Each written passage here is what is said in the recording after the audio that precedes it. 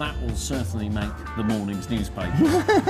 Doesn't look like a very nice bloke, he probably deserves it. Who cares? It's a great story. That's just the nature of the game.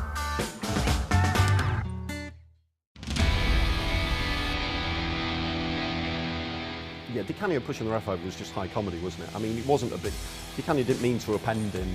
It was a little. I mean, the little stumble and fall. It was such a man-made, staged fall. It was pretty sad to see the ref fall down like that. It was only a soft push. It was a soft push, wasn't it? You cannot give a penalty for a dive after the following week after that happened. No, but I think in the current game you probably get an 8-match ban, wouldn't you? I remember Ian Wright taking the mickey out of the fact that when he scored a goal, Razor Ruddock pushed him and he fell over in the same way, and it was just laughable the way the referee went over. I mean, the big bust-up with Real Madrid and Barcelona, where he goes on the pitch, he even kicks Cesc Fabregas on the floor when he goes down, and then walks around and pokes the other trainer in the eye. I mean, can you imagine Mourinho doing that with Ferguson? Poking Ferguson. He'd be better off poking him in the nose because his head would probably explode. Big red hoot would be good. He was great for an interview and soundbite, and also for a bit of outrage now and again. 1998, Newcastle-Leicester, when Shearer kicked Lennon in the head. But of course, the next day, Geordie's very pro-Shearer. There was a massive outcry that the heinous crime that Neil Lennon had headbutted Shearer in the boot. Yeah, I remember it well, and I don't think he faced any punishment for that. I mean, I must admit, Lennon's head did look like the football, so I can understand him making a mistake.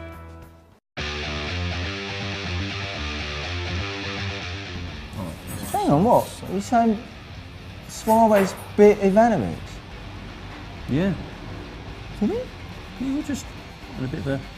I didn't saw anything on that. Yeah, it's been in all the newspapers and websites. There you go. Bit him. Like, properly bit him. Should we just... I'll show you. I just sort of went... Oh.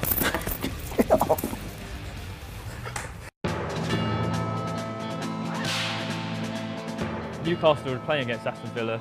Lee Bowyer and Kieran Dyer are two of the more tempestuous characters in the Newcastle squad. They start having a little squabble on the pitch about passing to each other.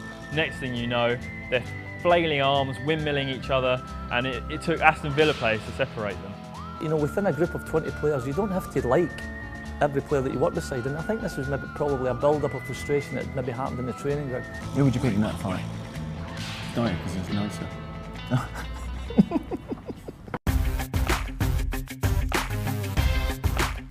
Oh my gosh, you just don't do it. You can't get away with these sort of things unless you're Mario Balotelli, which bizarrely enough, you can get away with anything. He's just emotional, you kind of just understand it. You know, he went in for a bad tackle, Mancini got fed up with it and told him get off the pitch. And you know what, he just didn't want to. It's the World Cup final, we're heading towards a penalty shootout. Zidane's already scored a penalty in normal time. The minutes are ticking away in extra time, and then out of nowhere, Zidane, the biggest name in football, turns around and strikes that big bald head of his straight into Materazzi's chest. Most people just kick him in the balls, but Zidane, no, I'll let back you in the As a player, you know that things go on the pitch and people always mouth each other, and there's occasions where people say things that really rile you up, and when you saw the act, you knew that something had been said to get him into that mode, and I don't think he was having the best of the games at the time. Yeah, I mean, the Keane Haaland leg break is just a nasty bit of nonsense. I mean, it's complete lunacy. I mean, I'm referring to an incident that Haaland had probably forgotten, but Keane had just been festering about it for ages. For some reason, he had a grudge against Alfie, and he's admitted it in the book that he meant to do it. And for someone to say to take out a fed-up professional like that is just awful, awful. Shocking. He meant it as well, didn't he? To do that, to just go out premeditated, bosh. Yeah, brutal. All because Haaland had tripped him up. When he tripped him up, Keane suffered a ligament damage the previous season. I thought he'd stole his dog. No. 98, World Cup, St Etienne. I was there, behind the goal, in with all the arges. A little back flick, off he goes. Terrible reaction. I'll never forgive him for that. He made a little bit of contact and Simeone hits the ground like a sack of spuds. I was just about to come on the pitch, and as he's kicked him and Simone went down, I went, oh no, he's getting sent off here.